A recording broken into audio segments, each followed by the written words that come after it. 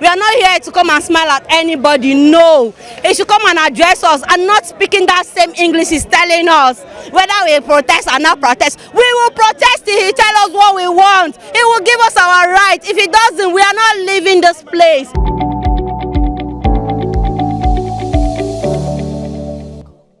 As the End Bad Governance protest entered day 2 across the nation, protesters have shown solidarity even in the midst of mayhem.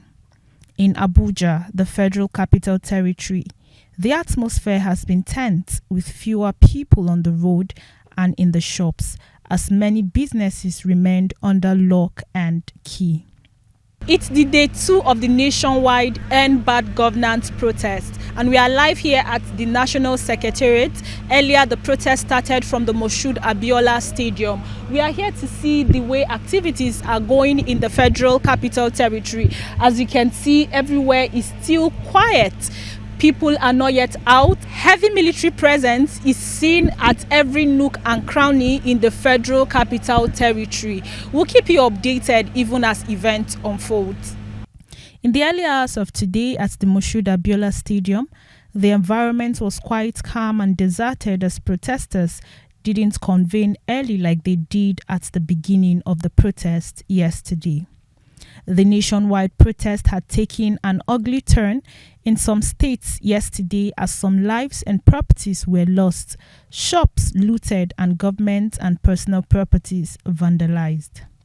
Lamenting the situation last night, the Inspector General of Police, Kayode Egbetokun, said that the police had been placed on red alert to checkmate any ugly incidents. Making good the pledge, joint security teams were seen patrolling different parts of the FCT.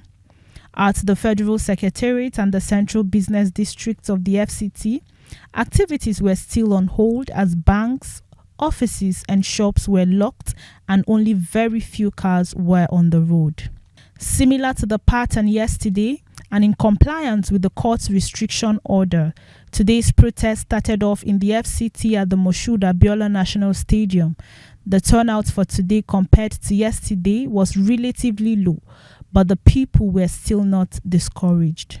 Yesterday the crowd was more yesterday, and because of a lot of people were injured yesterday, so I think that would discourage people, but I believe people are definitely coming. There's nothing you can do to suppress the hunger. Nigerians are hungry. Nigerians, not just hunger, Nigerians are tired. Nothing is working. So you can't suppress that with police or army or anything. So people are definitely coming out. Some group of protesters had started off in the beggar axis of the Federal Capital Territory and was dispersed by the police using tear gas. Similarly, after an address by Deji Adeyanju and other activists in support of End Bad Governance protest, the protesters advanced towards the Eagle Square, leading to the Central Business District, but were halted by the security with tear gas and gunshots before they could make it halfway into their journey.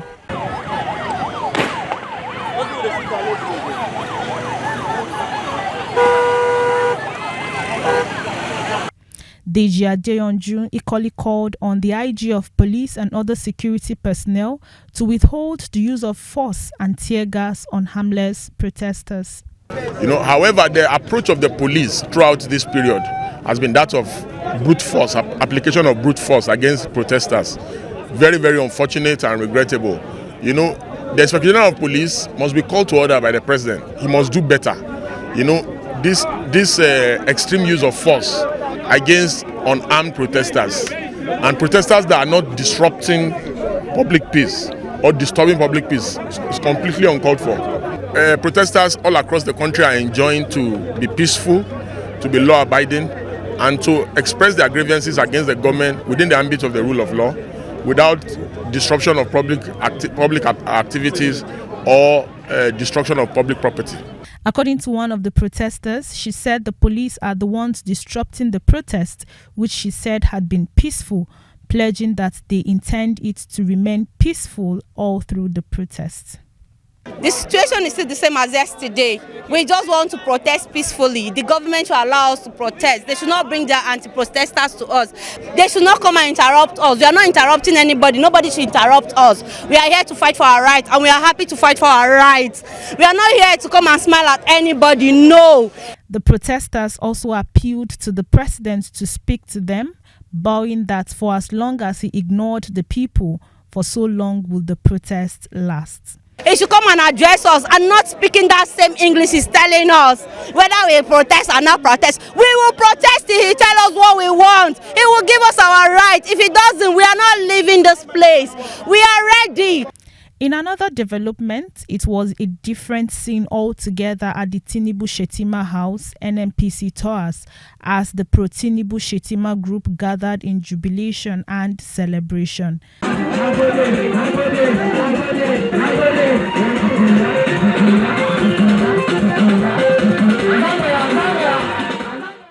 Speaking with one of the pro-Tinubu advocates, the group pleaded with Nigerians to give the Tinubu administration more time, pledging that results would be seen. I'm a member of the Tinubu support mandate group and member of the TSG, courtesy of our able leader, Honorable Faleke, and the National Lottery Trust Fund executive chairman, Tosin Adeyanju. He converged us. We are all here to appeal to Nigerians to give us more time, not to protest.